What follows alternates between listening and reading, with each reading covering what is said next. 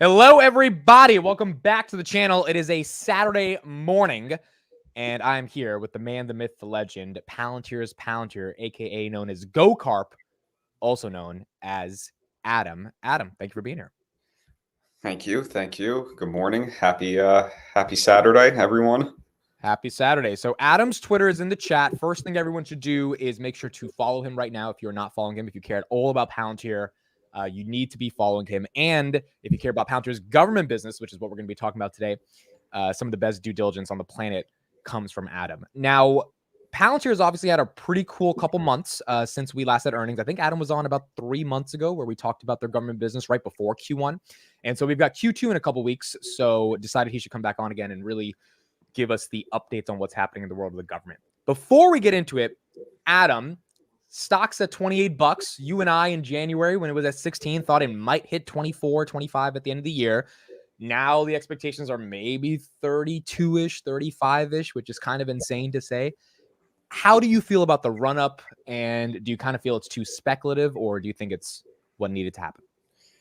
Maybe it's my confirmation bias, but I don't think it's speculative. But that's just me. I kind of, for one area, I kind of expect it.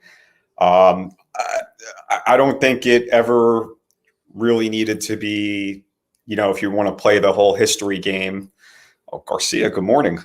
I don't think they really needed to play the whole sub 10 for a long time, but it is what it is. I was very happy about that.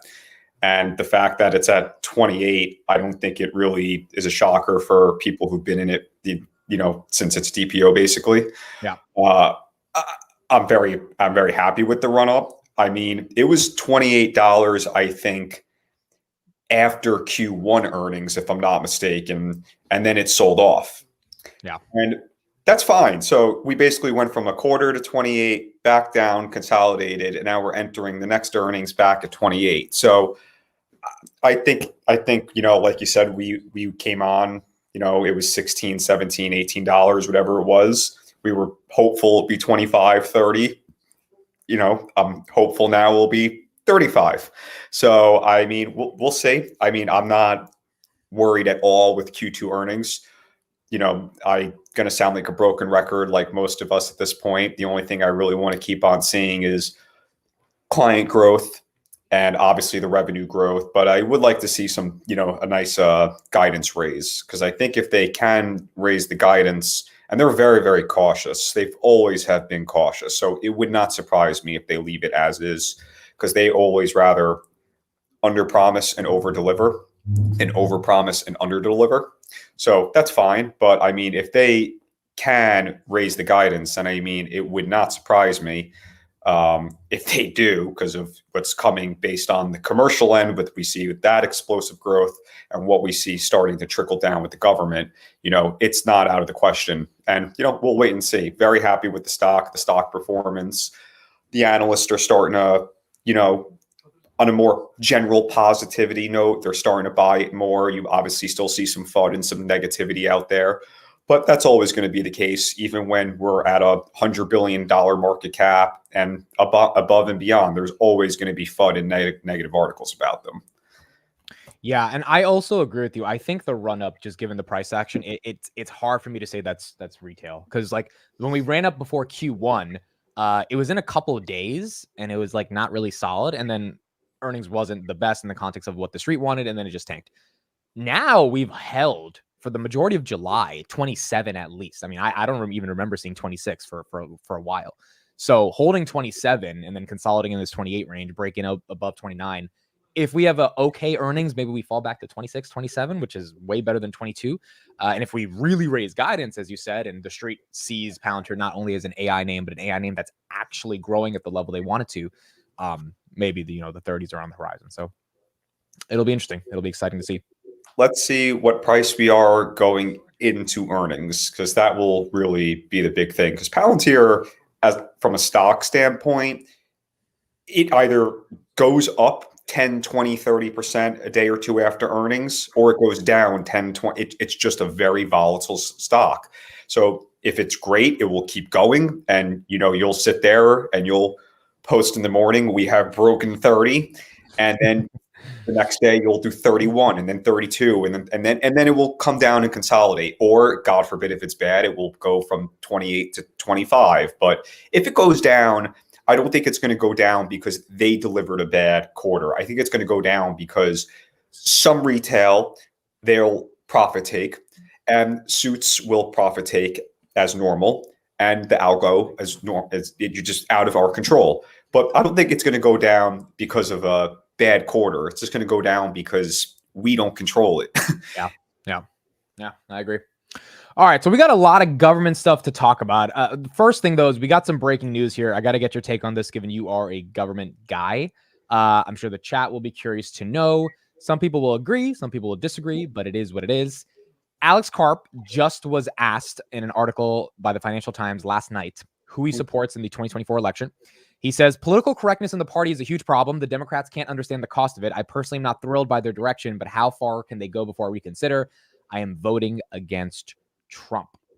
So we know Karp has historically been on the left. He's not been a supporter of Trump. He's critiqued the left for not being able to talk to other people. Obviously, Peter Thiel, who supports Trump, and Karp still get along, right? Even though they have different political views. But this is the first time Karp actually came out explicitly and said he's not supporting Trump in this election. We know from like 2016 videos that he's never really liked Trump. What is your take? Do you think it has any implications on the business, or this is just his, political feeling and how he thinks of the election? So I feel he's obviously entitled to have his political views and beliefs, and he made it explicitly clear he's not for, and without getting into all of the politics, he's not for Joe Biden and whoever the Democrat nominee is. He is against Trump, and that's specifically Trump. Yeah. He doesn't say the Republican Party or the GOP. He says Trump. Now, whether you are for Trump or against Trump, that doesn't not matter in this context. What matters is what you asked me. Because Palantir is such a big political government entity, and they have 3,000 employees, I'm going to assume out of the 3,000 employees, it's probably a pretty close to like 60-40. Maybe it's 70-30 in terms of Democrat, Republican. I wouldn't be surprised if the company overall, from an individual standpoint, is a little bit more on the left. But I wouldn't also be surprised if we took a survey and over the years they shifted to the right. So that wouldn't surprise me. But from a leadership standpoint, obviously those voices hold a little bit more weight.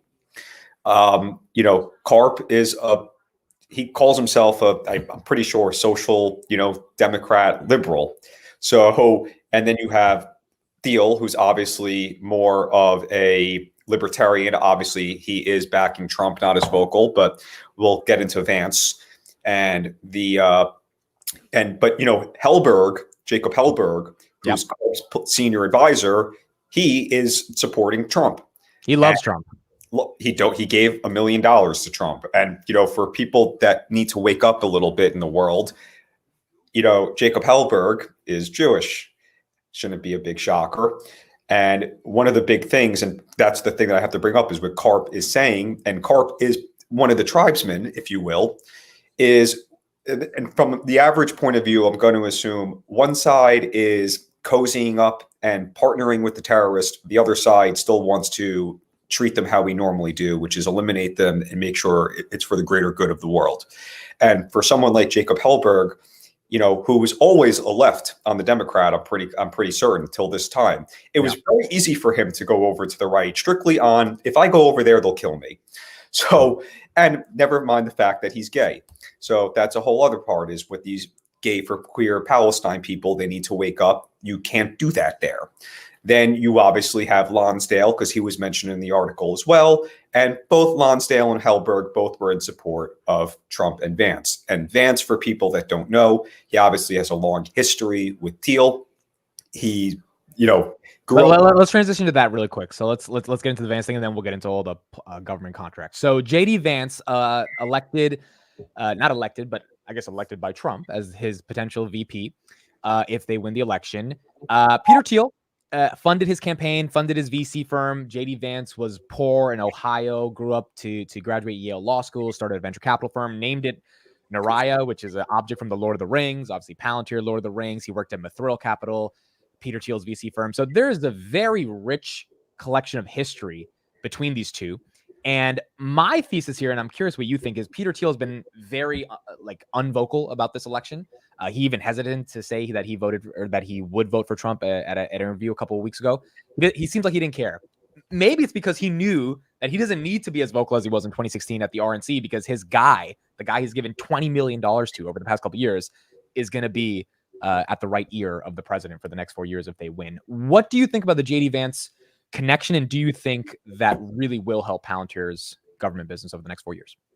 So I'll start with that by talking about my own speculation on Thiel. And clearly, I do not live in his head, and I would love to for a day.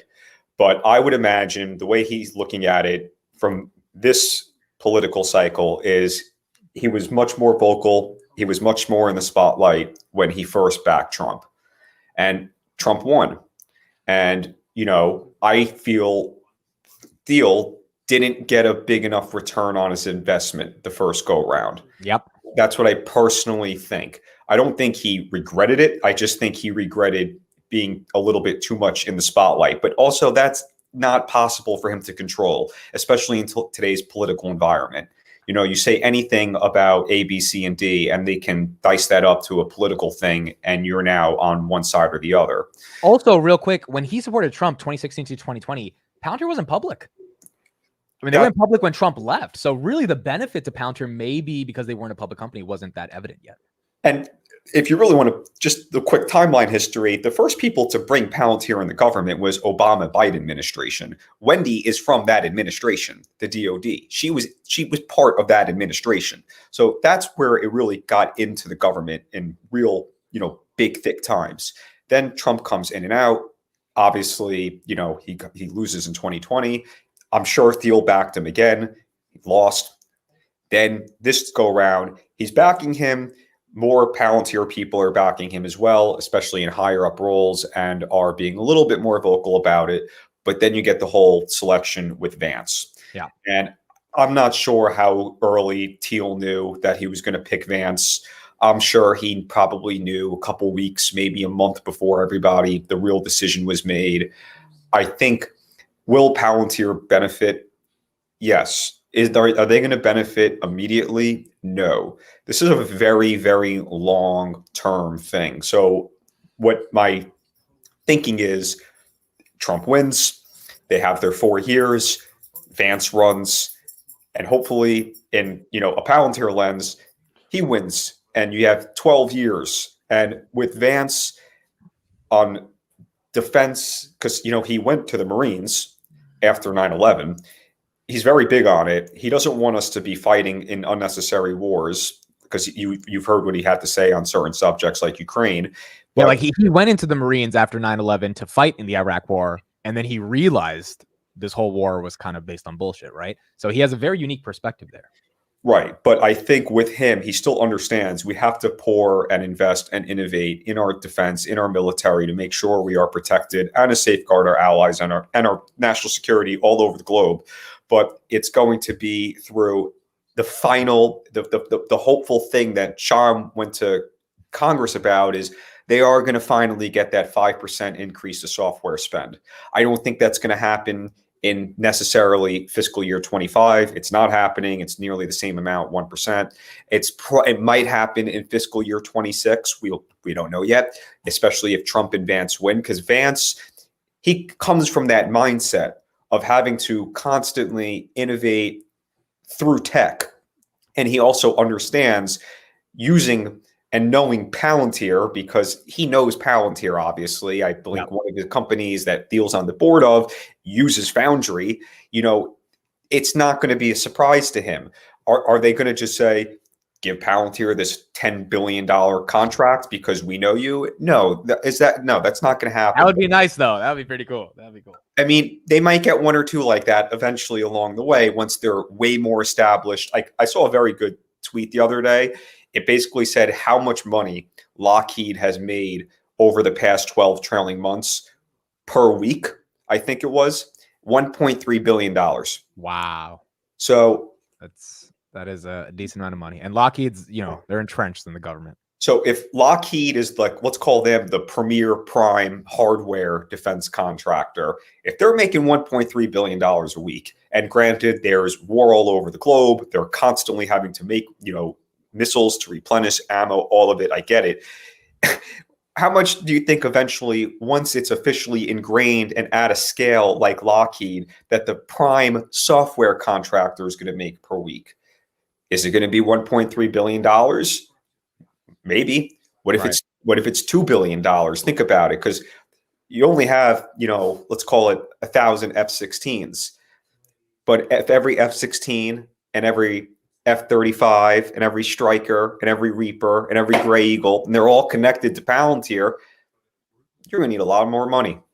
Well, let me ask you this question. So let's say Trump gets elected and we're done with Ukraine. So we don't have really like war in Ukraine. Because Trump just doesn't want to fund it, and Trump doesn't want to defend Taiwan anymore. Is that bearish for Palantir in any way, that we aren't kind of interacting with the world's problems, given Trump is more America first? So I will say this, and this is also very speculative.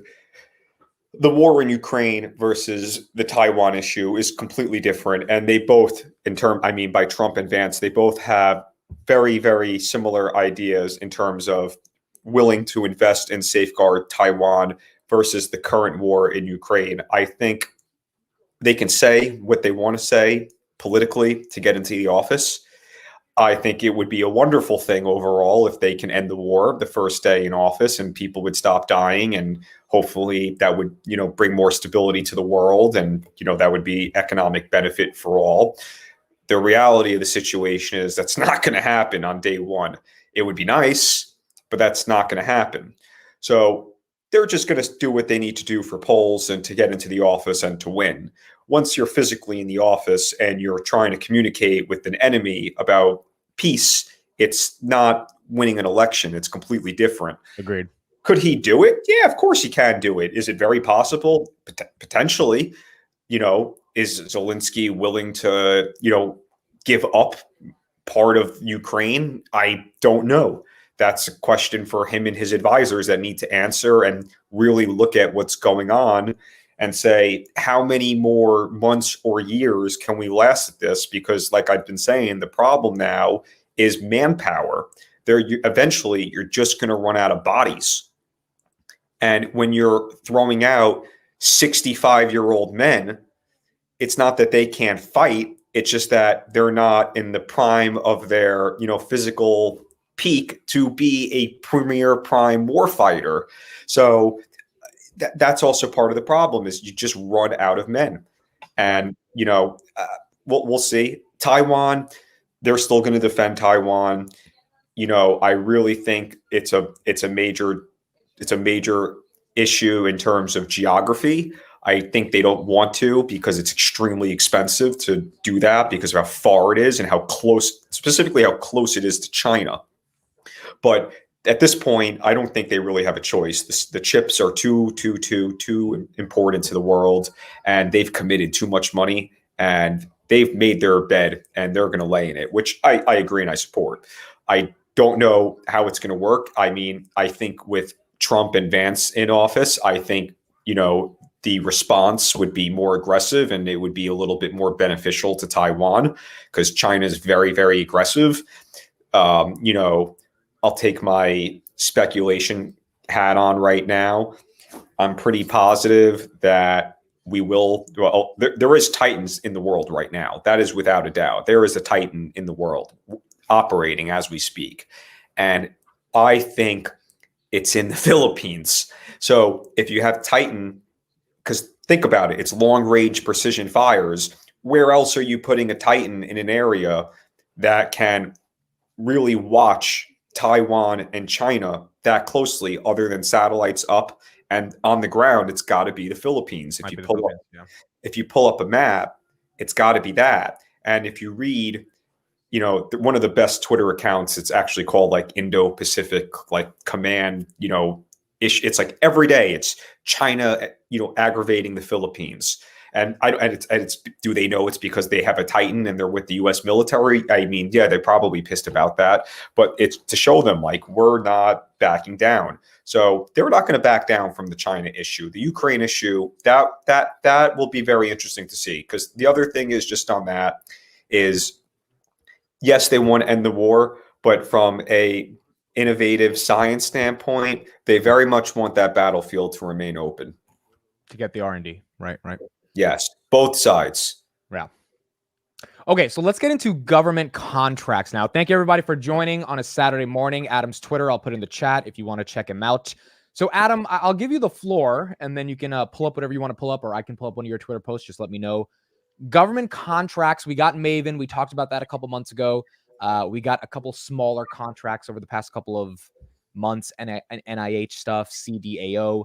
What is big on the horizon for Palantir in regards to the government, and what emerging government contracts or industries do you think we should pay attention to? Well, I'm going to start off real quickly with Maven, just because you just said the word. So this actually came out the other day. Two things. Well, this came out the other day, but what I'm going to say now came out a few months ago, is they're actually establishing an NGA office, which is the National Geospatial Agency office in Japan. And that is the office that oversees Maven. So Japan, which will eventually join AUKUS to make it JAWKUS, will be using Maven at some point. It's just a matter of when, in my own opinion. But as it also relates to... Would that be a new contract if Japan is using Maven? Or... Hell yeah. Yeah, because the DoD paid for it, not Japan yet. Damn straight.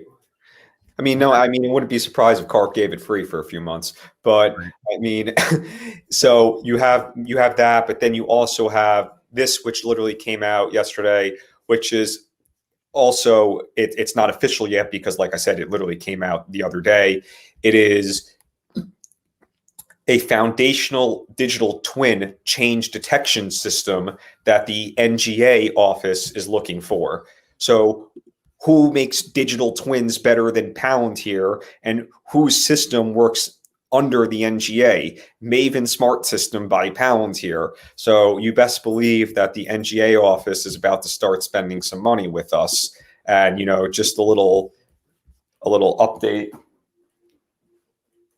Ted, get down. He's trying to make an appearance right now. He wants to be part of the show. So the description of what they're asking for this digital twin, it's real quick, is they're trying to make a creation of a geospatial content with enhanced accuracy, consistency, and responsiveness across all Foundation GeoNet missions, including topographic, geographic, hydrologic, maritime, aeronautical, and space domains. To meet evolving operational requirements, the NGA must modernize its approach to services, production, and dissemination by becoming a data-centric organization that offers a more integrated Foundation GeoNet services through an immersive digital experience. NGA is pursuing the development of a foundational digital twin as a unifying concept for Foundation GeoNet that will offer an interoperable, constantly updating global model of Earth and space. So, right off the bat, between knowing that NGA is Maven and what Palantir does other than just through Maven, it screams meta constellation, with, Maven probably being an application that they can use. Ted, do you want to come say hi to everybody? Is that what you're doing? You're trying to fall off the furniture to get my attention? Come here. Try to talk about Palantir on a Saturday morning, and the dog wants more attention. I need to get a golden retriever. Is that a golden retriever? No, he's a Morkie, and you can't really see him because of the background, but he's here. Now you can sort of see his head. Dude, my TikTok feed is filled with golden retrievers, and it's getting to the point where I need to get one. Like, I need one. I need a dog. Ted helps me with my research. That's why he's here. So that's really it with Maven. So we'll start seeing some stuff that really, hopefully, global in terms of Japan, and obviously more stuff just from the NGA office asking for that kind of, model and system with digital twin. So, that's really the nice little update on Maven, just because you brought that up. The few things that I wanted to talk about was, one was a NATO opportunity. If you've listened to my spaces a couple of weeks ago, you probably heard me talk about it. Connected to that with the North Star and the Palantir Department of State announcement. That's like two things I want to talk about real quickly. And then the final thing, if depending on what time it is I found some nice Lynchpin stuff.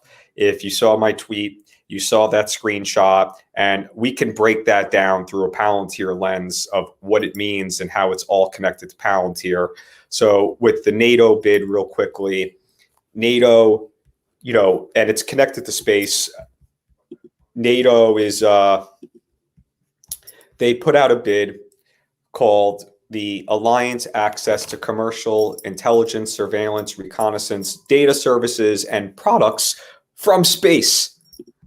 It's literally from space. It just never ends with space with this company. So basically, they want to be able to see shit from space without going. And we know we just got 2 commercial space partnerships, Starlab and Voyager. So correct. Space is becoming a bigger thing. Well, and that's also more on a commercial side, but it's just getting so big. And I forgot the company that it was with AIP Con too. That was all space. Slingshot. Was that the company name, or was that the program they built? If you know what I'm talking about, because they built an incredible application on Foundry. So Ted, I know what you need. I know what he's looking for. I think it is called Slingshot Aerospace. Yeah, I think that's the company. Yeah, for all the people that say I have a shit memory. Yeah, what about now? So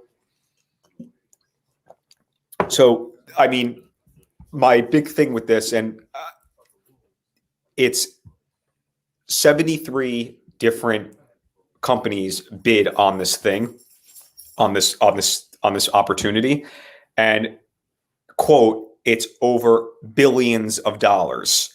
So I don't know if that means it's a 1 year, $5 billion contract, or if it's a 1 year with a 3-year option. I don't know, but it's definitely going to be multi-billion dollars. Definitely bare minimum $1 billion within its first year or two. So it's a very large opportunity. And real quick, just to summarize, this is a NATO bid for a space what? So this is a invite to bid for the NATO. It's for NATO, and it's called APSS, APSS, which stands for Alliance Access to Commercial Intelligence, Surveillance, Reconnaissance, Data, Services, and Products from Space. So it's a NATO bid. It's not a Department of Defense bid. It's a NATO bid for, space applications. And we know that with Palantir, you're not buying one application. You're buying infrastructure to build applications on. So I'm just going to, and my point of telling you about this is, lo and behold, bidder number 71 is Palantir.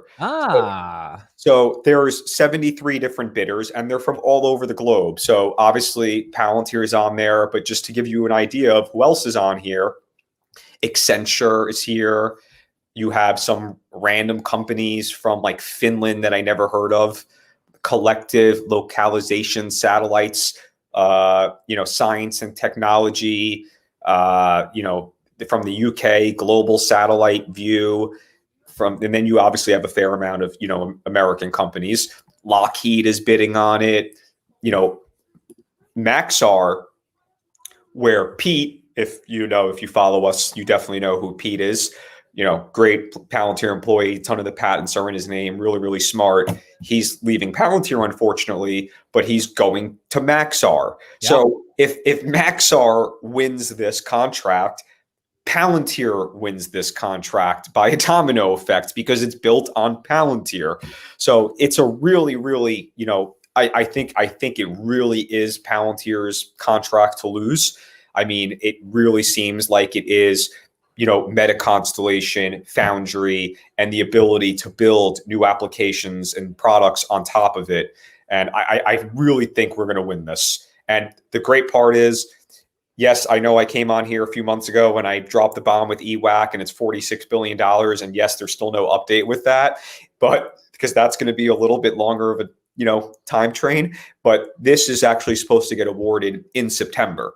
So we might get this, we might get a $1 billion contract in September. I mean, NATO can obviously change and it could obviously wait and not deliver it till November, December, just like we've seen with Titan. It got pushed back. So in September we can be getting a potential $1 billion contract from NATO. That would be exciting.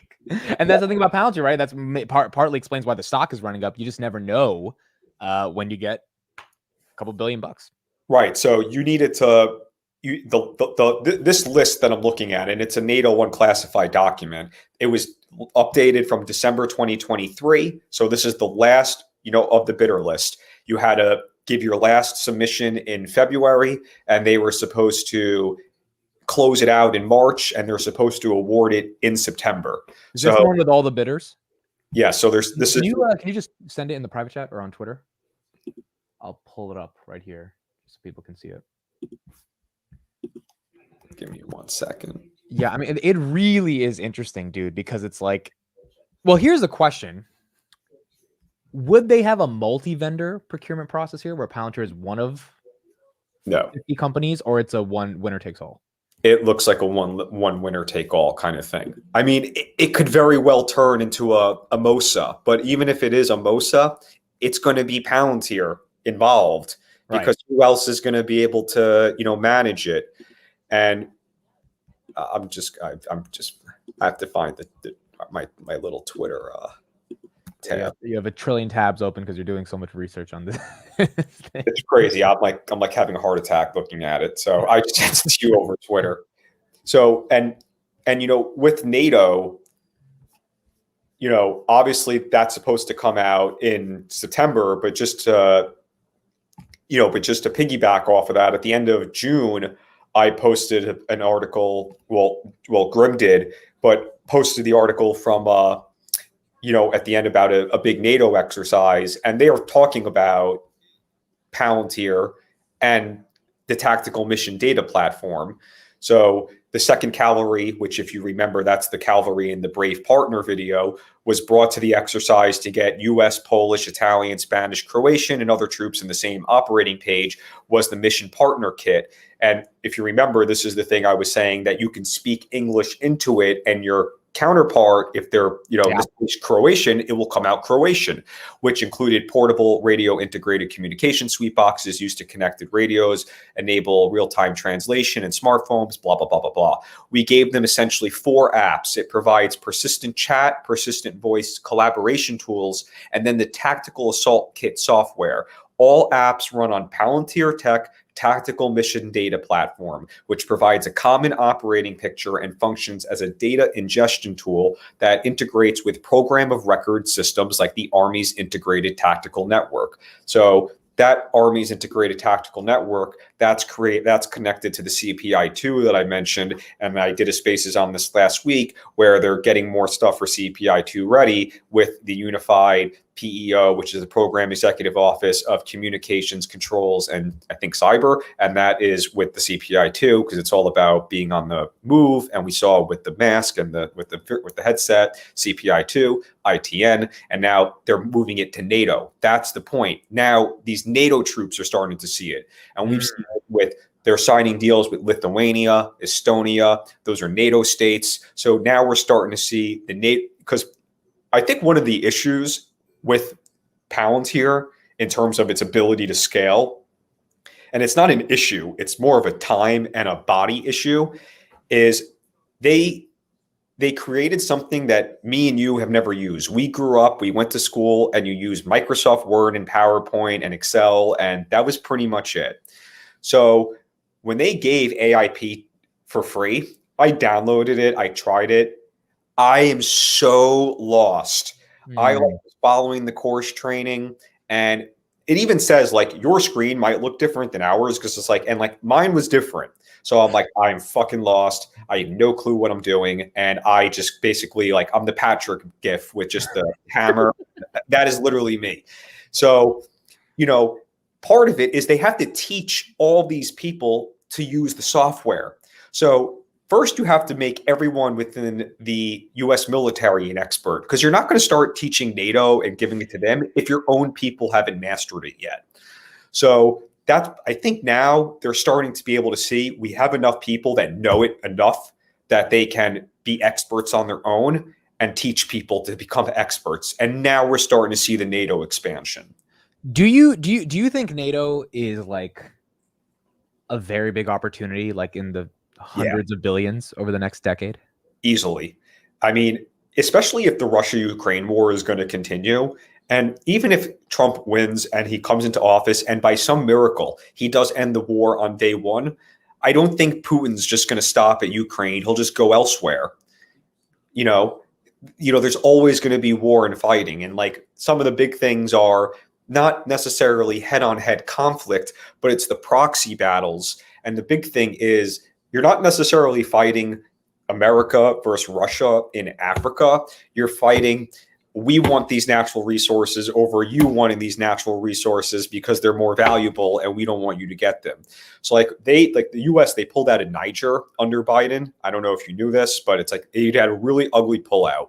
And, there's a lot of valuable natural resources there that we were benefiting from, and B, protecting the locals and helping them, build a society.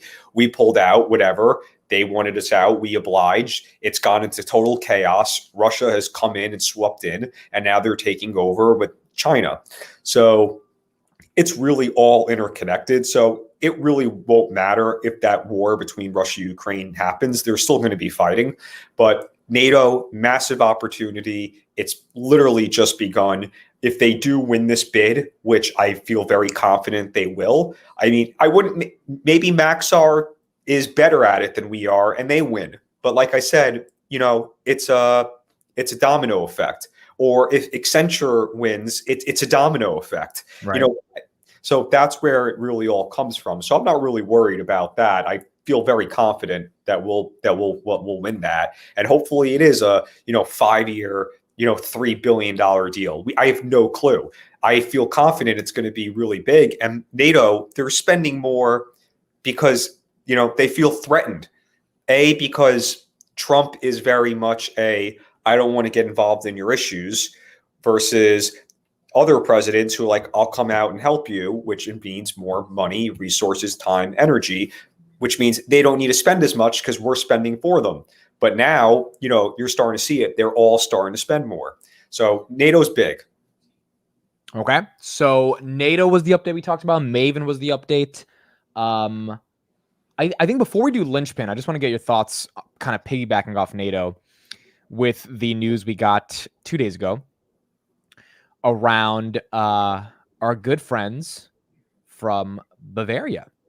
The Germans, they're back. €5 million contract to use Palantir in the Bavarian Police Department. Now, I knew that they were piloting this a year ago in 2021. They got like pseudo sanctioned from the German government to not use their software.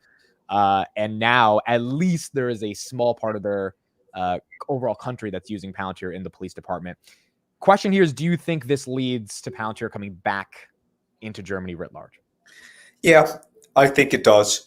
I think I don't think it's not a Palantir problem in Germany and in Europe and even in America.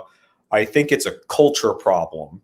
And right now, half the country, and I'm taking a huge guess here, I don't live in Germany. I have no idea how the German people feel, but I'm going to assume it's sort of similar to like the US, with all of the immigration that's been going on within Europe and in the United States. And it's not been legal immigration. It's just been swarms of migrants and refugees, if you want to call them that.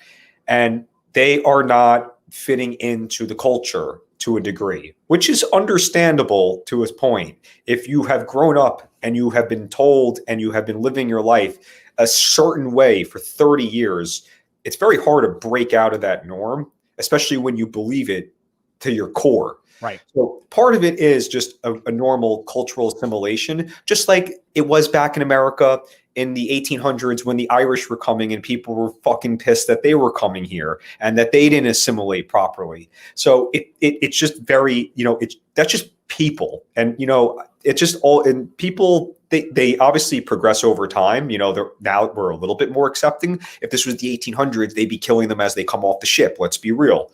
So, I think it's just a cultural problem, and you're starting to see it now, especially in America, because that's where we are, is people are tired and fed up. They're not tired and fed up with immigration. They're tired and fed up with illegal immigration and the threat that comes with it. And I'll say it, I'm fully in support of legal immigration.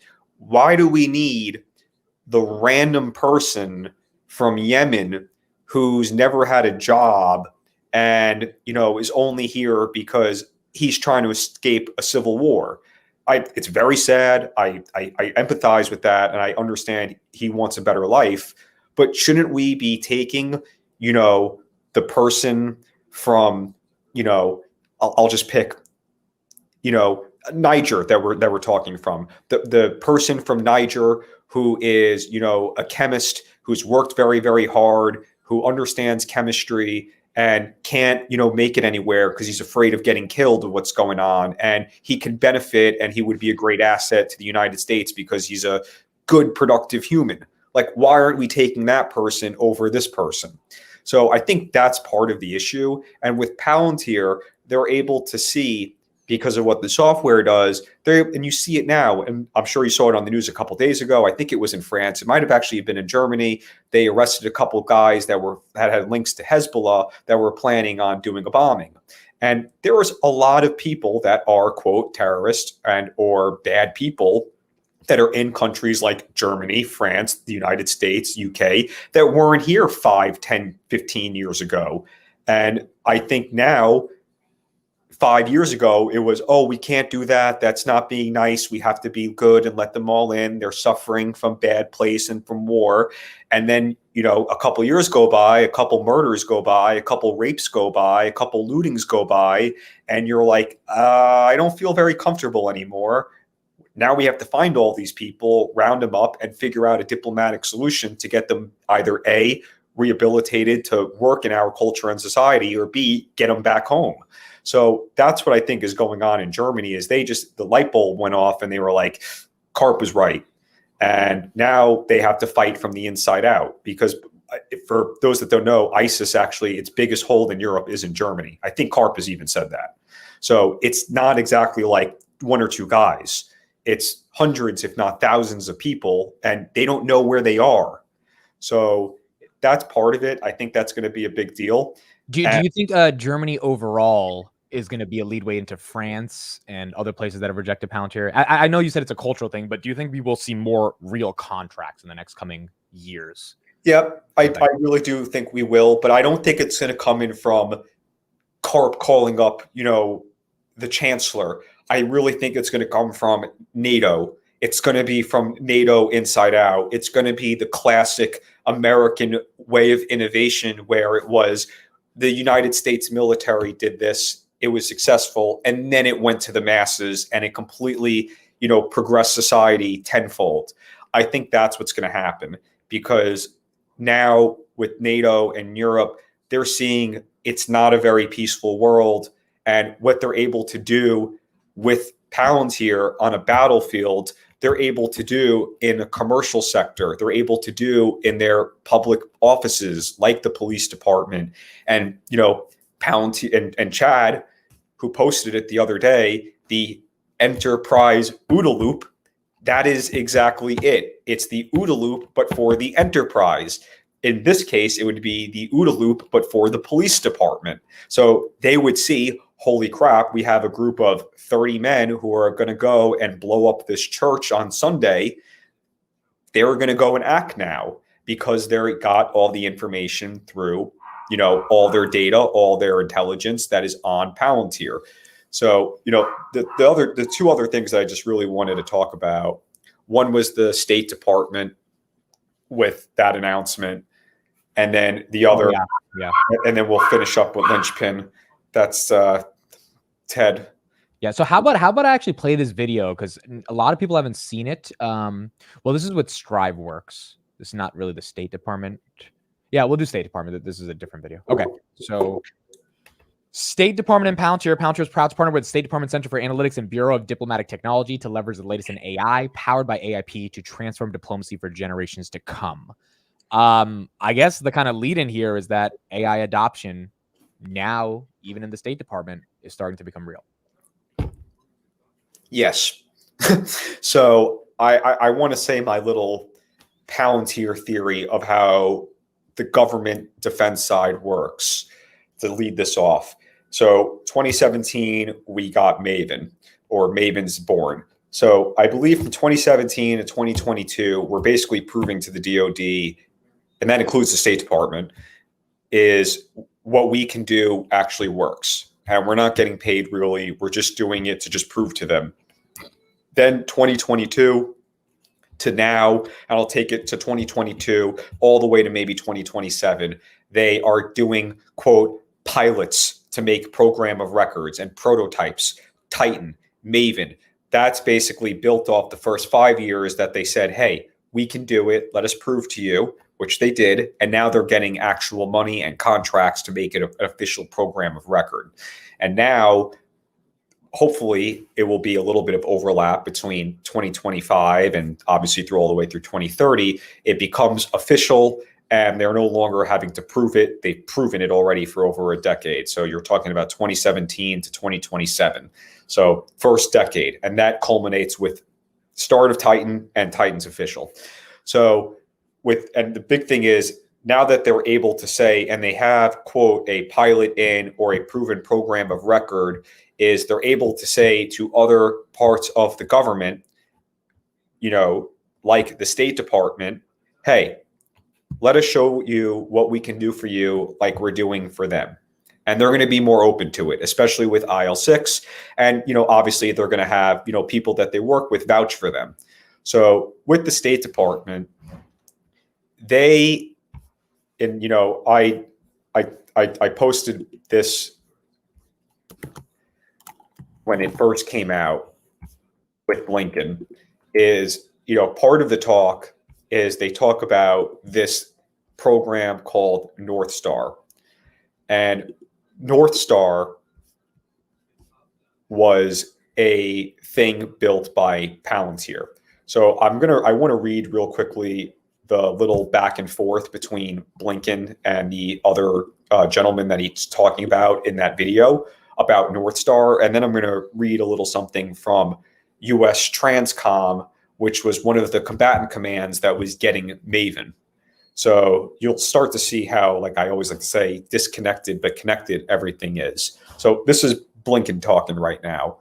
We have one program that we're using that is able to basically ingest 1 million articles every day from around the world.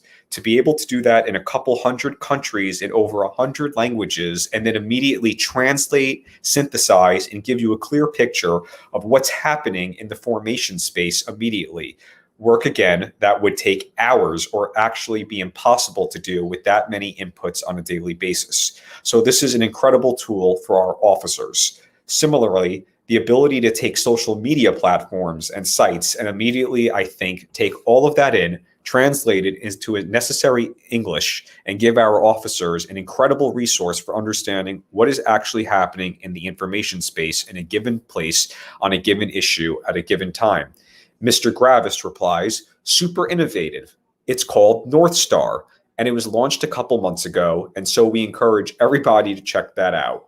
Blinken replies, and is that something that people actually have access to now? Gravis answers, people have access to it. Absolutely. People can get to it right now and access it. Blinken, great. Gravis, yes, it's a fantastic innovation focused on saving time. And what we're seeing, and you'll hear from Undersecretary Allen and others on the panel following this, but the ability to summarize in the media space and then use that time that you save to call the reporter, find out a little more context around why they wrote that article, maybe shape the next article. It's repurposing that time to higher value asks that we want our experts in diplomacy doing, right? So if you remember that demo that Chad did a few months ago about the PDFs, think about it. that's taking the military stuff and putting it into the commercial context. Right. So that's why that's your 0 to 1 approach. That's why I think it will be more like that through Europe via NATO and all the countries in the military, where, you know, they're just going so they're just doing so well on gov and defense and in commercial. It's just kind of going hand in hand. So that North Star program, it actually started in 2021, but one of the other things was from the Defense Logistics Agency. They talk about it, and Northcom, it's not Transcom, excuse me, Northcom. This actually came out in May. So this was 1 month before, you know, this Blinken Gravis talk. Northcom, and remember, this is one of the 5 combatant commands that's with Maven. North Star integrates data from authoritative sources like the Defense Logistic Agency's Enterprise Business System and Advana. That's Booz Allen. Boo. A Defense Department platform that pulls data from hundreds of business systems for advanced analytics. North Star gives decision makers and analysts a single platform to access data and structured analytics in a scalable, reliable, and secure environment. And then a little bit later, and if you've seen me post recently, it is clear that briefings grounded on PowerPoint slides will no longer satisfy the senior leader appetite for data required to make informed decisions. So there you go. Microsoft PowerPoint, goodbye. It's just a matter of time. Northcom is done with it. So you can see this, but the State Department, part of the reason why I believe they got it was, yes, through Maven, but because Maven was so good and they were expanding, they now are willing to say outright in public, it's not a contract, if you've noticed. They didn't really say any numbers or anything. They just said, we've adopted AIP.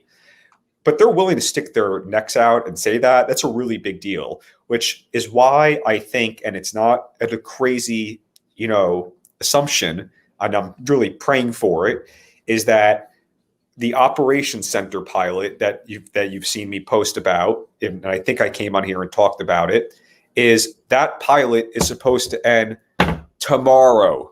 Yeah. I want my fucking contract next week. So how much would that contract be worth? Do you know? I had absolutely zero idea. The pilot itself was basically $1 million for 3 months. So if they got paid $1 million for 3 months and were able to prove that they were able to do what they were, quote, tasked to do, which I don't think they would fail or underachieve on, I don't think they're going to say, let's not try it again, or maybe you need a little bit more. Like, something more has to come.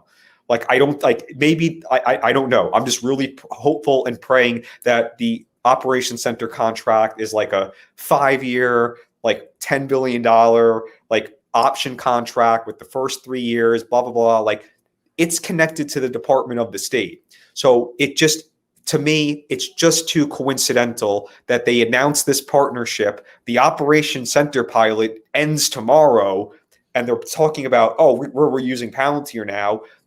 Where's my Operations Center contract? And that's the name of it, right? Operations Center contract. I can dig it up I can dig it up real quickly on my Twitter, but it's just right now. It's just a pilot.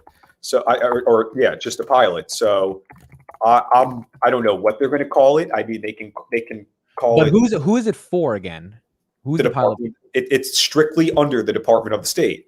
Okay, so gotcha. the State Department who they literally announced this thing with. I just sent it to you on Twitter, so if you want to pull it up real quickly. It's $1 million for 3 months. It ends tomorrow. It clearly says the agency is the Department of the State. So it's the State Department. It's exactly that. So I want my Operations Center contract now. Yeah, no, you're right. Yeah, $918,000. 3 months. Started in April, ended in July. State Department is the agency right there. July 21st, it ends. Yeah, that's tomorrow. So, I mean, is it possible that we get an Operations Center contract next week? I guess. And then, in 6 weeks after that, we can get a NATO $1 billion contract. Like, a lot of stuff is cooking, and I haven't even talked about the big Lynchpin thing yet. So it's nice that Operations Center. Like, it's just too coincidental in my brain that they would put out all these articles, mention Palantir and North Star, and then okay, an official State Department's using Palantir, AIP, and whatnot, and then this pilot ends tomorrow. Like that announcement comes out the week, like a couple days before. Like I'm feeling really confident for the operations center. I agree, and I think this is why Dan Ives and Mariana have got it right over all the other analysts. Dan Ives on this $50 target upgrade, he said, he's not like super big into the whole valuation thing, but he says, look, if you look at the sum of the parts and you give the government a multiple, you get closer to $50. Mariana, the reason she's had 28, which has been achieved now, and everyone else had like low 20s, is because she says defense is something the government or the investor community isn't really valuing. And what she means there is the research you've been putting out for the past couple of years, which is like, hey, these pilots, these coincidences that aren't really coincidences, they result in a $480 million Maven contract or a $450 million NHS contract. Like this stuff happens overnight, quote unquote. And then the street's like, well, we got to buy the stock if they just get. So it's like, if that does happen and you're there before those contracts are announced, that can obviously do very well. Indeedy. So, I think the last thing I should really touch up upon, and this last part is very, very interconnected. So I'm going to really do my very, very best to make it as simple as possible and as little words as possible. But the other day or earlier this month, the Program Executive Office of Intelligence, Electronic Warfare, and Sensors, they had a meeting. And usually they do it, I think, once a month. And usually they post the PowerPoints and whatnot. And they haven't been doing that this year. But they still have to post it, I believe, by law. How do you know they post the PowerPoints? Like what are you doing to figure this stuff out? I go and find the PowerPoint. So that's simple. They haven't been, the last one they posted was back in January. I check every day, literally. It's pathetic. And they have not posted the February, March. Okay, fine. So, but they did have a meeting finally in July. And I'm convinced of two things. One, I'm going to toot my own horn, which I'm probably wrong on, but I just want to give myself a pat in the back. They stopped posting it on there because myself and Bobcat Gang have been finding it and posting it. And they were like, all right, we can't do this anymore. It's too valuable. Or the other part is they literally have only done this meeting in July and they don't have anything else to post. I want to go with the former because I want to make myself sound cool. So they had this big meeting in July. And it's the same office as Titan.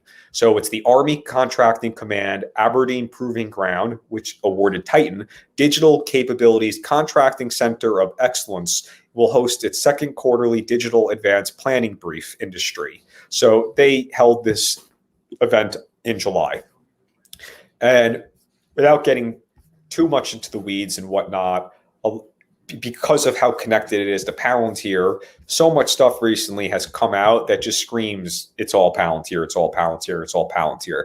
So this came out, they held this on July 10th, and they updated it on July 11th to include the slides. So glad they updated it timely, and they're playing nice by me. So the office has identified a need for rapid contract awards in the areas of AI and machine learning and software development. So they're saying they need a way to, get rapid contract awards. And this is Palantir with their FedStart program. The Program Management, Intelligence Systems, and Analytics project, that is the same one that is doing Titan. Project Lynchpin is going to support that, as well as electronic warfare and cyber software development, which obviously we know Palantir will be involved in that also. And one of the things they're talking about is a MATOC award. So MATOC, which MATOC,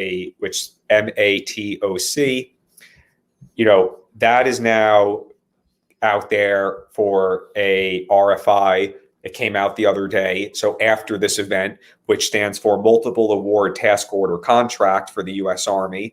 So this specific one, they're asking for 2 vendor pools to be established that would support areas of artificial intelligence and machine learning, as well as software development. So smells like Palantir. And it says in an award, it's going to be in the late fourth quarter of fiscal year 25, and it should be around $500 million. So that smells like Palantir. So maybe next year in Q4, we'll get a $500 million contract for this. So you got that. And I don't really want to talk a lot about that stuff. I really wanted to focus on the Lynchpin and, more importantly, obviously the overall scope, how it is part of JADC2, because they also put out a few days after, or actually no, it was a few days before that. It was updated the day after the conference, the commercial solutions opening for JADC2. So they're now asking for a commercial solution that is intended to be streamlined as possible to allow architecture and integration directorate or any organization that's blah, blah, blah, blah, blah to support the blah, blah, blah, blah, blah. Innovative technical approach addressing JADC2 problems associated getting with the right information to the right platform, to the right decision maker, with the most efficient manner, thereby reducing kill chain and OODA loop timelines. It says it in the fucking proposal. They're looking for a JADC2 solution that is made to make the OODA loop quicker. So it's so it's more, and that's, so all this stuff is connected. But with the Lynchpin stuff, and this is what I really loved, is Project Lynchpin, and I don't know the audio. It does not give you a copy of the audio, so all you have is the PowerPoint slides. So the first slides is basically just telling you who's speaking. So the first, it's Bharat Patel is the project lead, who you've heard me talk about, who helped us with our ground station on the first one, that first $800 million deal. That's now the project lead on Lynchpin, and it's the project officer, and I'm probably going to say her name wrong, Nefahavina Rosa. She's a Spanish woman, and she was. I looked at her LinkedIn the other day, and she actually is now one of the main leads for the Army Intelligence Data Platform. So you can imagine how closely she is working with Palantir engineers. So with Lynchpin, they're saying the first slides is who we are. And it's an Army program of record for artificial intelligence operation and services, which they call AI Ops Plus. So it's an expertise they're experts, infrastructure, rapid design, integration, standards and processes, tools, technologies, and collaboration. And it's just thought bubbles. But I think what you should do is I'm going to send you the screenshot real quickly, because I really think this would be something good for you to. Oh, did you just put it up on the screen? Is this this is the one? OODA loop, Project Lynchpin, delivering trusted AI? Or no, this is not the one. Yep, perfect. Oh, this is the one? Okay, perfect. Yeah. So if you see this is like one of the slides that they put in there. And then there's a little bit more of a detailed slide of an older slide. If you've seen any of my stuff, I'm going to pull up the old one and we'll look at the new one and we'll see how big it is, and we can see how it all is Palantir. But this is the first slide, and you can see right there, it's Project Lynchpin. The whole point is delivering trusted artificial intelligence. And you can see everything stems from Lynchpin infrastructure. That infrastructure is Foundry. Everything is going to come from Foundry or built from Foundry on top of Foundry. And what is Lynchpin, real quick, for those that don't know? So basically, Project Lynchpin is a government project, if you will, that is all about building and deploying and scaling, and it says it right there, in delivering trusted artificial intelligence to the warfighter. So, and you'll see through the other couple of slides how, hold up, I'll turn that off real quickly, how everything is going to be connected to Palantir. So it's going to be not necessarily built by Palantir, but it's going to be integrated into Palantir and deployed to wherever through Palantir. So that's the big thing. Palantir is going to be the premier prime software systems integrator, and Lynchpin is going to be exactly that. So the first contract for Lynchpin actually was given out in 2023, and it was like a small $600,000 contract. I want to say it was to Booz Allen and some other company. So whatever, it's fine. It's going to be to other companies and whatnot. But if you look at this image and you see the stadium, and we just do everything through a Palantir lens, Lynchpin's infrastructure is Foundry. So all of that stadium is Foundry. And we know that Foundry has hundreds of different parts. So think about all the different parts that are in Foundry. So you have one part that might be the seats, one part that might be, the concession stand, one part that might be the bathroom, blah, blah, blah, blah, blah. Think about all of that. Some of that might be built by Palantir. Some of it might be built by an outside organization, but the foundation of it is built on Foundry and on the stack. So if you come from there, you can see right in front of it, the little policeman, the security enforcement, the torque, that's actually what the Booz Allen contract was for. Right. So we'll see, but Palantir definitely has their own. But you can see where that's coming to. And that goes all the way to the parking lot. And that says industry ecosystem. That's FedStart. That's the way that these other vendors can come into the system. That's it. It's going to be through Palantir. So so they're smart. They built the infrastructure and they built the parking lot. That's only two things. You don't think they built their own security guard? You best believe they have their own security guard. So now they have everything on the bottom left. Now on the bottom right, you have the customer funding and investment. Okay, that's very easy. You have commercial side, you have Airbus, and the government side, you have the Department of Defense. Let's not make it any more complicated. So now you go up a little bit more, your beverage services, your data environments. Okay, we know they can pull data from different systems. Think about it, pulling from Advana, pulling from Vantage, pulling from, Warp Core, whatever it might be. All these other proprietary Palantir platforms kind of integrated into one thing. So your point is it's an entire ecosystem, which means it makes sense for Palantir to be at the center of it. Correct. And the main thing is they don't necessarily have to be the beverage service. Somebody might have done a better job.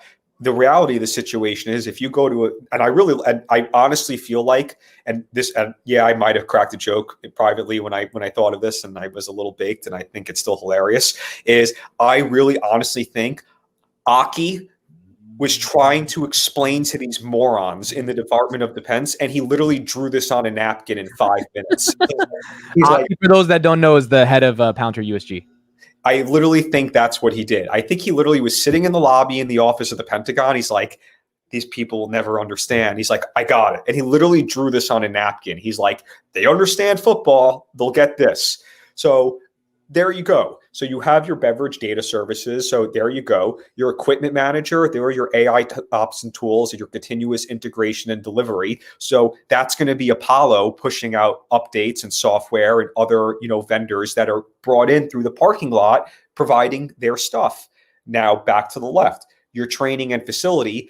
That's the digital twin that we spoke about that NGA is going for, because we know Palantir is the digital twin to enter your, quote unquote scenario and see what happens and train the AI and the algorithm. And then you have your recruiters, of course, and it says it right there, your Lynchpin, your DoD partners, and your agile contracting. So that's the Lynchpin team, that's Palantir, and that's, other, organizations that are wanting to assist with this project. So take a Shield AI, for example. So Shield AI could be providing some sort of AI through the project Lynchpin for what they developed for Replicator, for example. Right. So now you're starting to see it. So now you go up a little bit more, you're delivering feedback. We know the system, how it works is when you run a scenario in a simulation, it tells you why it did it and how it did it and what you can, and then as the human, you can say, no, that was wrong, improve the system, and then keep getting that delivering feedback. And that's part of the training. And then your high demand customer, well, that's very obvious. In this case, it's the Department of the Defense, or in a commercial context, it would be, Airbus, or it would be, Panasonic, whatever it might be. And then to the right, you have your coaches and trainers. Lynchpin, Titan is the Lynchpin. So for those that don't know what the word Lynchpin means, it means something that connects everything together. It is, quote, the Lynchpin that brings it all. Titan is the Lynchpin for Palantir and the Army. specifically the Army, and obviously it's connected to the Air Force, but Titan is the linchpin. So your coaches and trainers, you have Lynchpin, and your AI tech services, that's going to be Palantir and all the people connected to Titan, and obviously FedStart. Your rules and standards, that's going to be government policy and whatnot. And you're back to square one. So that's the quickest way to sum up this image, literally in a 5-minute way. It is Palantir. So they might not be serving every beer. They might not be doing all the recruitment. They might not be doing all of the AI in terms of the, creation of new AIs and algorithms. They're going to be the ones testing it, deploying it, and really building it and making sure that it happens in real time and it scales and it works. That's the big thing. So that picture right there is an incredible image. And I know it's funny, but I really think Aki just drew that on a napkin in 5 minutes. So, that just goes to show you how big this is. And for those that don't know, and if you're like, what the hell is Shield AI? It's just another company. They're I don't know if they're on Foundry for Builders, but they definitely use Foundry. And one of the I found the other day, and I posted it, but JP Morgan sponsored an article that was about, it was all private companies, so they weren't public, but like the next 100 best, national security 100 companies. Yeah. And I went through the first 20 pretty quickly. Pretty intensely. The first one was SpaceX, obviously, and we know there's a little bit of connection. The second one was Anduril. That company is literally a foundry, manufacturing plant. And then the third company was Shield AI. And then there were other companies that were connected to Palantir. So Palantir is going to be very, very, very, very, very busy the next couple years. But how much do you think Project Lynchpin is worth in general? I mean, it's hard to estimate it, but it's a long project over the next decade. It's really long, and I don't know if you can you share two images at once? I just sent you 2 images. Probably not at once, probably would have pulled both of them up. I'm going to say Lynchpin, it probably is at bare minimum from like 2024. It's probably another, I'm going to say maybe 2 to 3 years. And you'll see it when you pull up these images, because I just sent you 2 images. That's okay. So that's the original Project Lynchpin timeline from 2022. And you can see there's not a lot of information. You can see the Project Maven, my favorite little robot sigil, starts right there in 2017. And then you can see Project Convergence in 2021. And there you go with Titan in 2022. And obviously we know the phase 2 was awarded in 2024. And that's where this big gap is between 2022 and 2026. So we could obviously fill in 2022 to 2023. We can somewhat fill in 2025 to 2026. But look at that timeline. You can see how far out it still is. And I realize I actually just sent you the wrong one, but we should be able to, it will go quickly for the most part. And that's the key thing. And you would imagine it's in the billions, tens of billions. Correct. Because here's the thing. It's not so much that, it's going to go Palantir. Palantir is going to get, a 5-year, $100 billion contract. It's the domino effect. Yeah. That brings it all to all of it. So if Shield AI for Replicator gets a 5-year, billion-dollar contract for Replicator, Palantir is seeing a good chunk of that. So this is the new Project Lynchpin operational system concept. I just sent you the old one. The old one is what I meant to send you. But can you do 2 images at once or no? Yeah. So here's I can go back and forth. Okay, start with this one. You can look how, and I know that was a quick little pick back. Look how much more detail there is. So this is all within a 2-year difference, and you can see very quickly. It's pretty much exactly what Foundry is. You have your system integrator that is able to connect to data holdings, train the data, verify and validate it, and then deploy it. And if you look to the right, if you zoom out a little bit, that's Titan. So there you go. You have your little that's basically Titan. So now if you go to the new one, look how much more detail there is. It is way more laid out. Obviously, it's still pretty, graphic based, but it has exactly, and they know exactly, but now they laid out the steps. So you have the steps of 1 through 7. But if you start all the way at the top and the left, you have your torque, so you have your Bose-Allen, boo. But then you have exactly what Lynchpin is. And then you see this unified data reference architecture, which Palantir will be connected to, obviously, already is.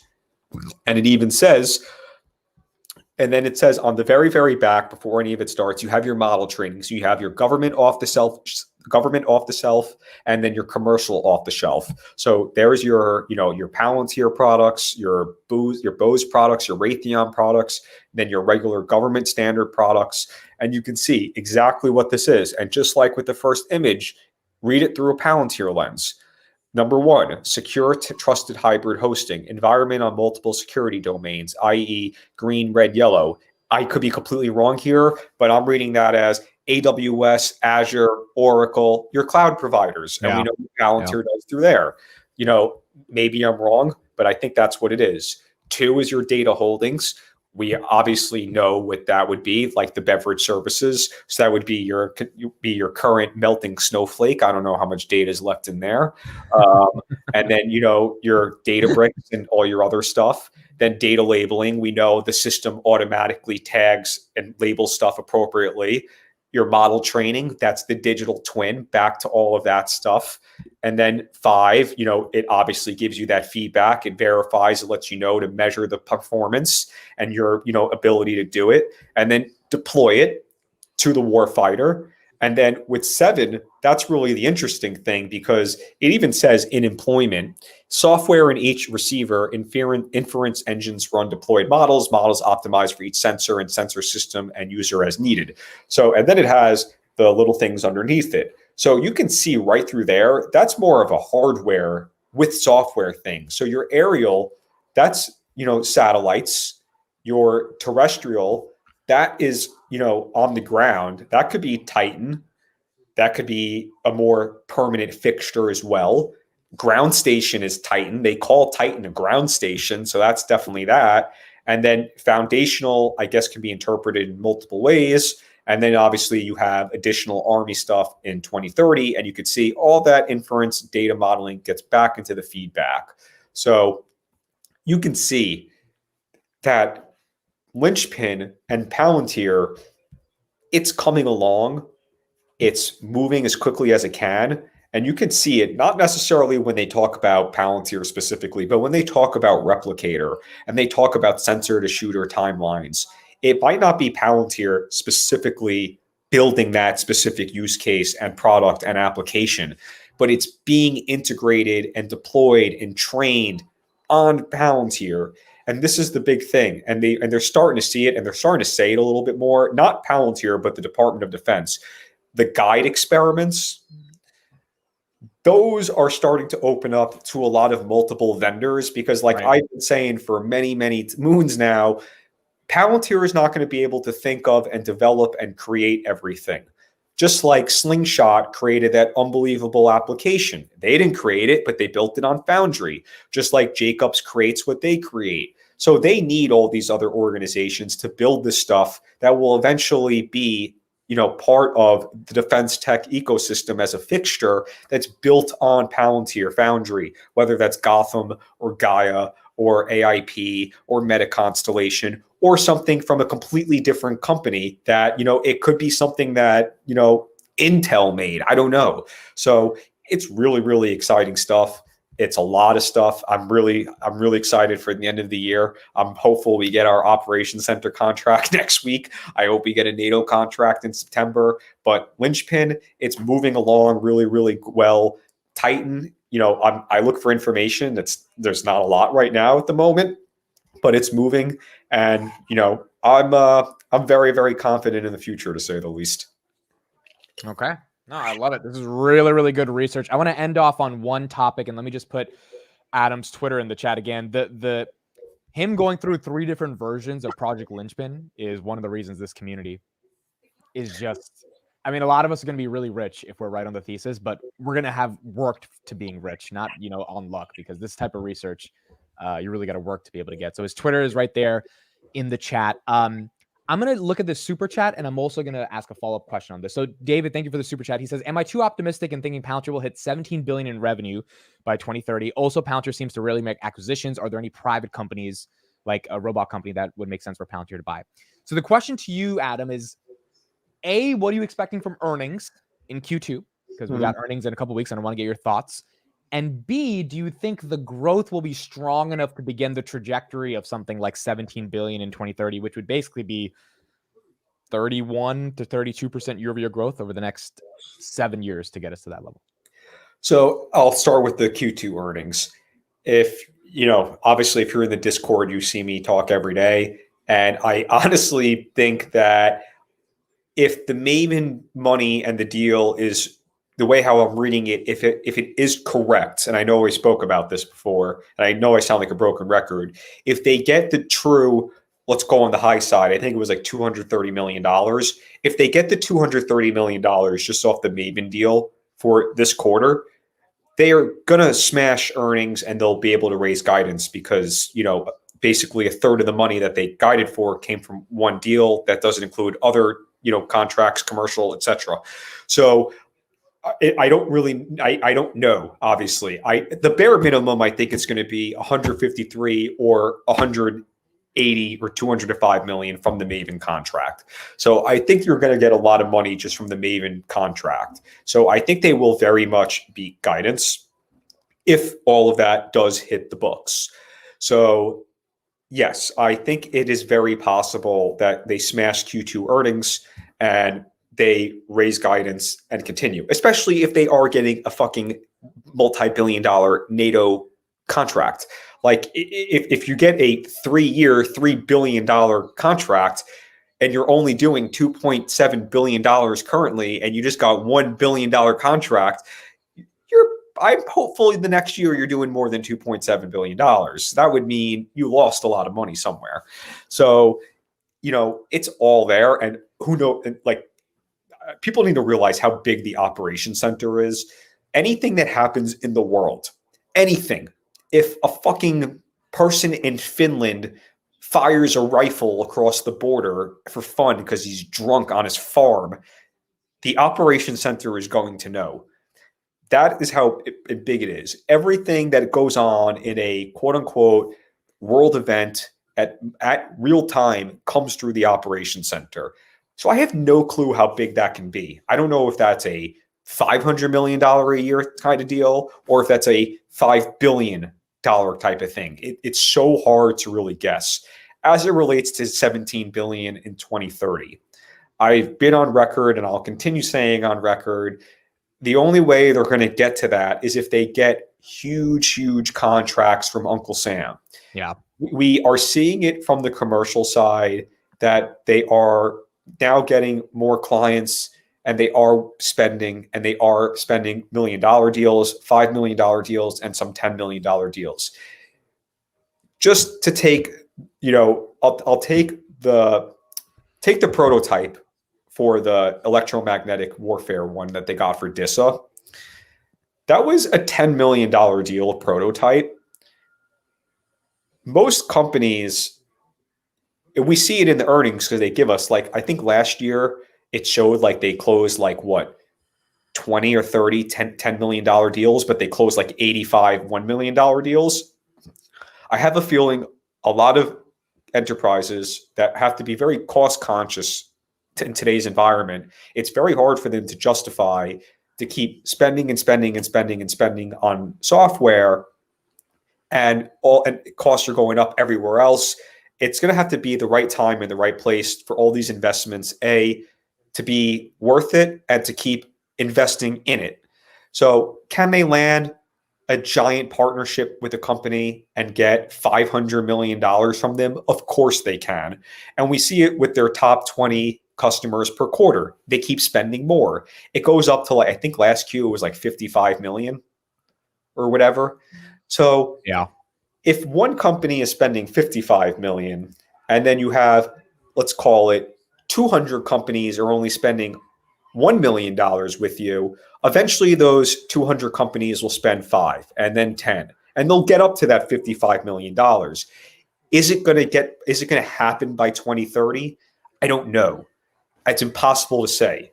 Is it more than likely going to happen? Yes. Over time, it will happen.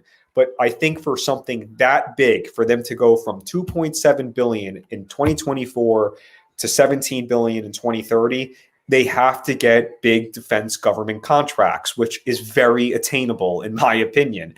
You never know with the commercial side. Any client can spend as much as they want, but any client can also go down and declare bankruptcy by the end of the day. Uncle Sam is not doing that. And they're just so ingrained and they're so embedded because the product is so sticky, both on the commercial and defense side, that they will make all of that money. Is it going to happen primarily through the commercial? I don't think that's going to happen. I still think defense is going to outpace commercial by the end of the decade.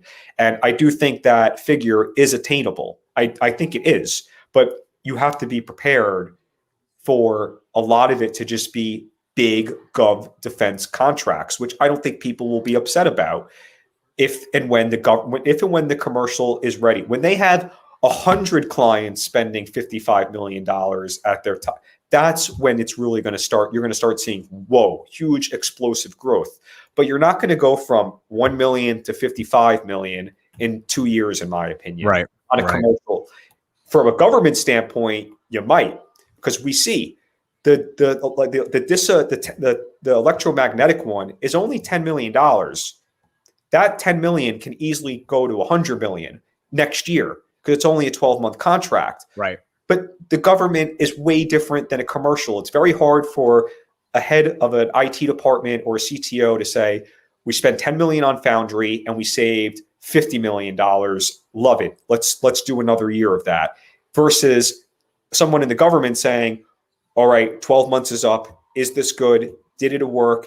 Is it going to benefit the taxpayer and the warfighter? Is it worth giving this company now $100 million to make it an official program? Whereas the commercial side might say, let's go another 6, 8, 10 months, renew the licenses. We'll pay the $5-10 million. And then next year they'll spend 20, 30, 40. So it's just really, really hard to say. It's an attainable figure, though, and that's the main point. Yeah, and I think that's the most exciting part about the government side of the business. It's funny because 2 years ago, the analysts hated that government was so much of the business because they thought there wasn't a commercial moat. Now commercial is growing, and the government's like, well, the analysts are like, where's the government revenue? And it's like it's what Karp said a while ago. It's like sometimes they get $0, sometimes they get $1 billion, and it's different year over year because the government is kind of incompetent a lot of times, and the administration is very cyclical in terms of how they award contracts.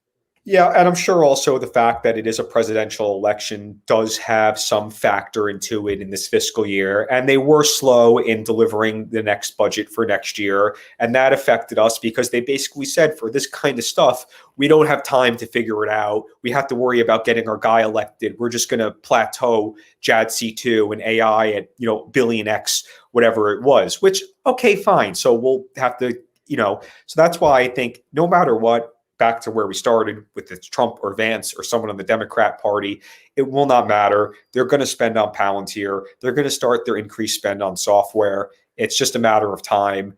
We're seeing it. All these offices, even just from the boots on the ground perspective, everything and the commercial, it's all about data. And there's no one better with data than Palantir. And Chad, he's doing a really great job. And I appreciate him and Wendy finally adopting and saying Pilly the fucking best, because it really is. That was epic. I saw that. That was epic. I can die happy now.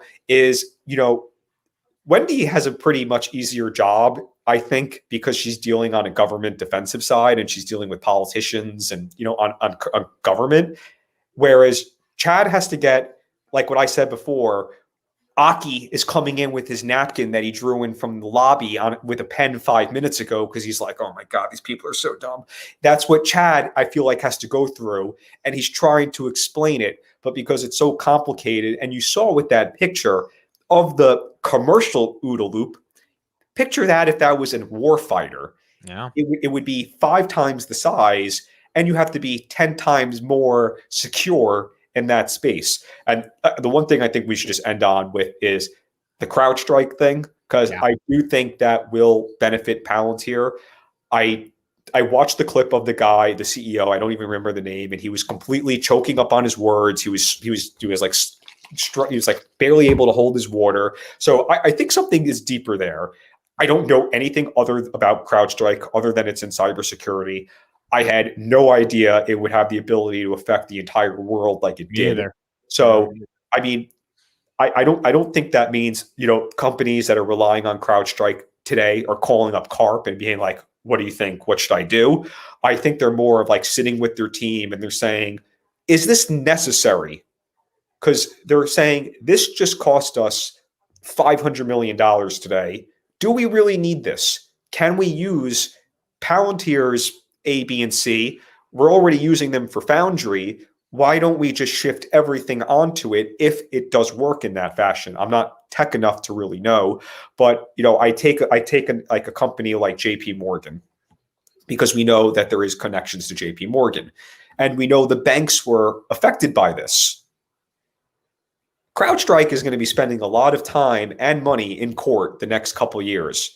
I can't imagine the amount of lawsuits that's going to be coming their way. Microsoft can sue them. They can play victim, and they can spend years in court taking them to court. Then you have all these banks, all these airports, all the flights were grounded across the globe. You're talking about billions and billions of dollars were affected by this one error. Now, I don't know if it doesn't seem like it was a hack, which is a good thing for a cybersecurity thing. That means you can go back to your people and say, it was an internal error. We did something, blah, blah, blah. Nobody got into the system. The problem is at that point, you're saying, how can I trust you that you're not doing the right quality control and oversight? And more importantly, who is responsible for this and what's going to happen with them? Where as Palantir, we saw a few years ago, they had a little bit of a error, if you will, with the FBI, but it was they were set at the default settings, and the person using the system didn't know what he was doing. That kind of goes back to what I was saying earlier. They just have to teach people how to use it. So, it's really, really exciting to see what's coming.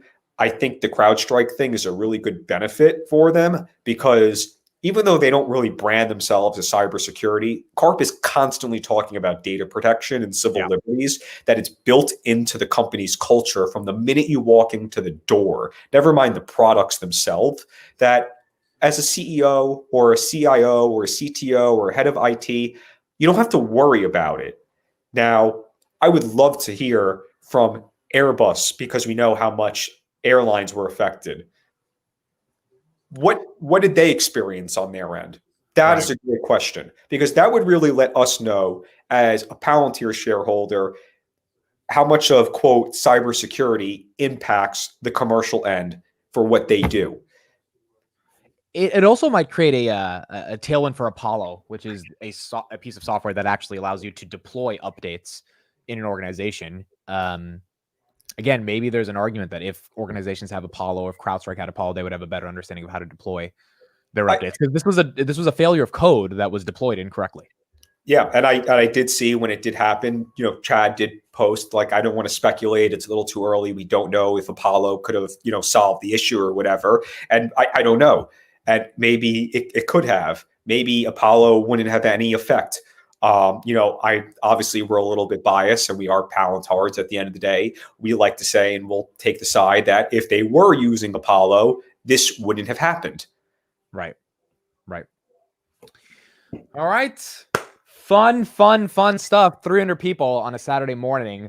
This is why, if this whole thesis plays out, everyone will be very rich who owns Palantir in the chat, because we're working our ass off trying to figure out how to understand this company.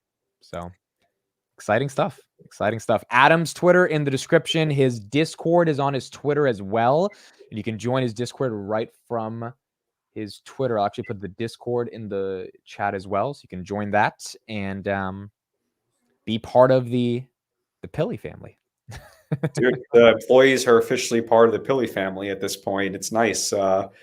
Appreciate everybody that supports and part of the fellowship and the community. We got a long way still to go, but we're definitely making major strides, and we should have a very exciting next couple weeks. Pray for Operation Center contract, pray for NATO apps, and pray for whatever other contract can come out of nowhere. All right. I love it. Thank you, everybody. We'll see you guys on the next one. Have a good weekend.